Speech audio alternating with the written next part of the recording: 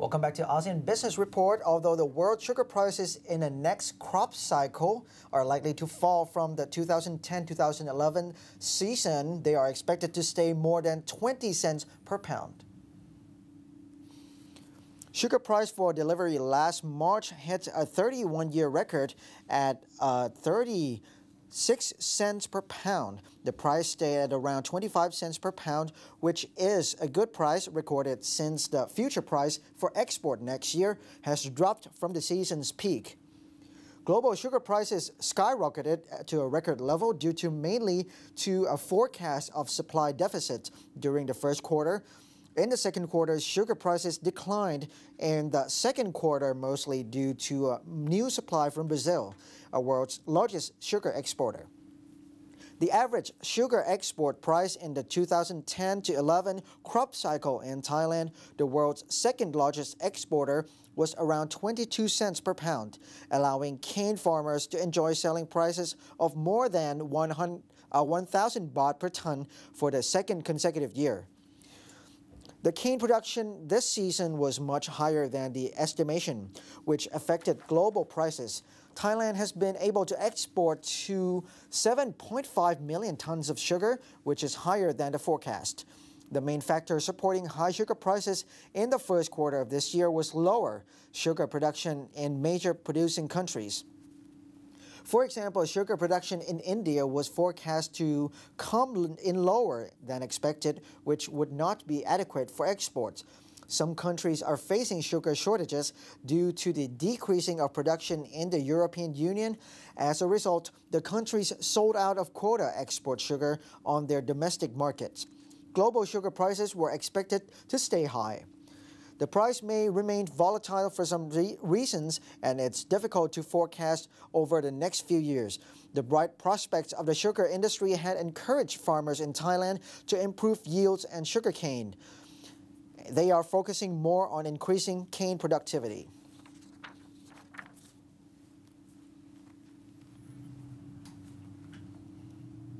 If I talk about music and classical music in Thailand, do you have any names that come out in your head?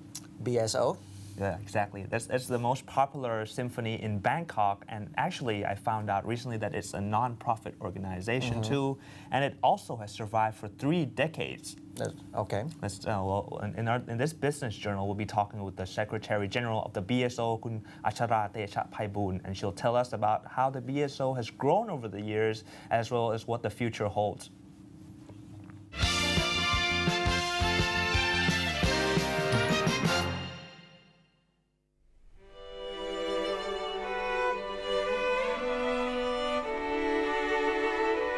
The most famous and renowned name in the Thai classical music scene is the Bangkok Symphony Orchestra. With international performers and high-profile events, the BSO's legacy dates back nearly 30 years. Let's take a closer look into this non-profit organization. I had an interview with Kun Achara Techa Phaiboon, the Secretary General of the Bangkok Symphony Orchestra, where she provides us with an insight of what kind of place Bangkok was back during the formation of the BSO and how it has grown over the decades. Could you tell us what is the mission of the establishment of Bangkok Symphony Orchestra? I think we have to go back like about 3 decades ago that a group of musicians who have been performing in the past with the Pro Musica Orchestra, which is also was established as a chamber orchestra, and the Pro Musica has ceased the operation because of the funding from the German government. So they still would like to perform, but they have no orchestra to perform. So this is how it became into the establishment of the Bangkok Symphony Orchestra. So this group of musicians, they came to me and then they said, why don't Bangkok as a metropolitan, as a cosmopolitan city, have an orchestra just like any other big cities in the world. BSO being a non-profit organization, how is it funded? Unfortunately, as a non-profit organization, and it's because it's is private owned.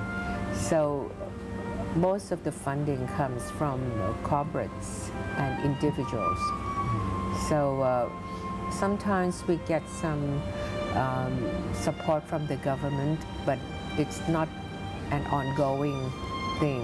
You know, it's maybe for certain special occasions that, you know, we were asked to participate here and there. So in that kind of things, we get the government support. But otherwise, all the funding comes from individuals, from donors, benefactors, and corporates who feels that, you know, there's needs in the society to have this kind of culture. And how does the BSO handle deficits? Well, that's a good question. For us, we normally balance our budget annually.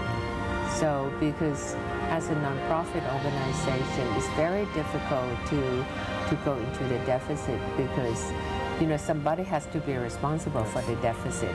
So we always, how would I say it?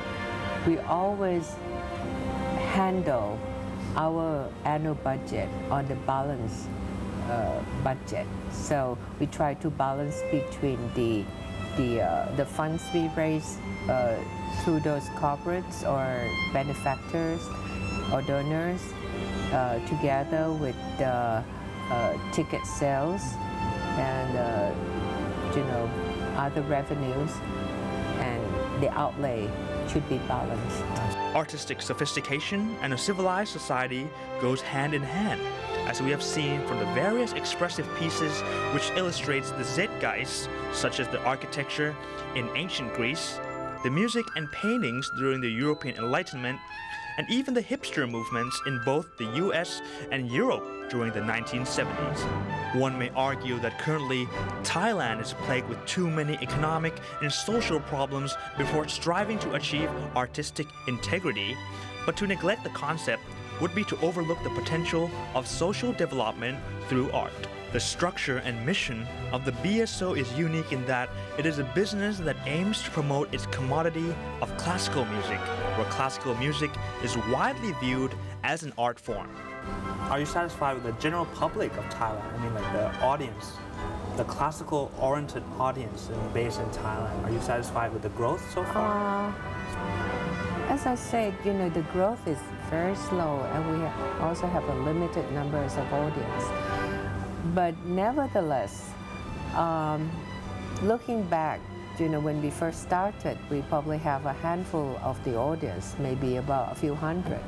But now it grows up to, you know, more than almost close to 2,000, which is, you know, actually for a big city like Bangkok, it's not a very large number.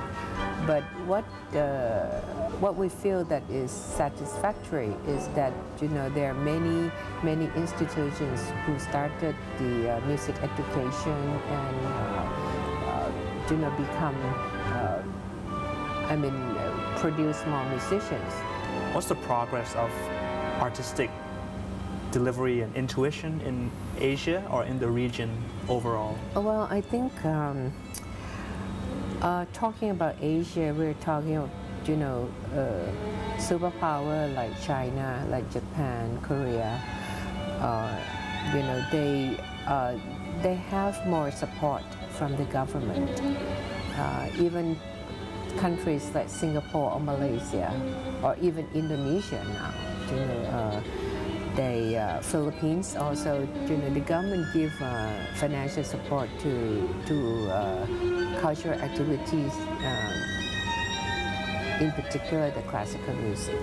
In China, you know, in the past 10 years, I mean, classical musicians grew, you know, to very large numbers, and you know, they produce great artists that can, you know, be on the international platform. What is the most successful event that Bangkok Symphony Orchestra has arranged so far in your thoughts?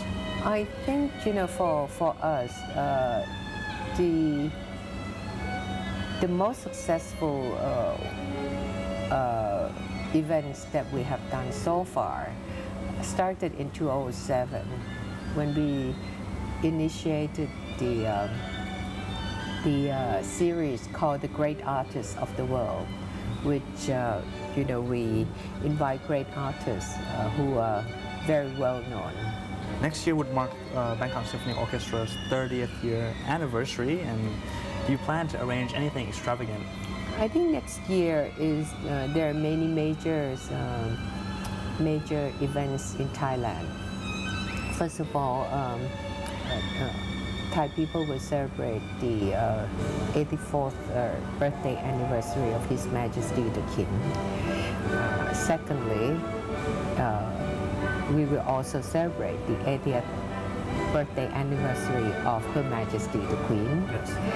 And thirdly, our BSO royal patron, His Royal Highness the Crown Prince, will celebrate the 60th birthday anniversary. So, these three major celebration is the celebration that we are aiming for. So, also at the same time, the BSO will celebrate the 30th birthday. The 30th anniversary of the establishment also. So we are planning major artists to come. Even against such odds, the Bangkok Symphony Orchestra has managed to triumph over such an asphyxiating artistic environment as Thailand. Let's keep up our support for such a respectable and ambitious mission of the Bangkok Symphony Orchestra.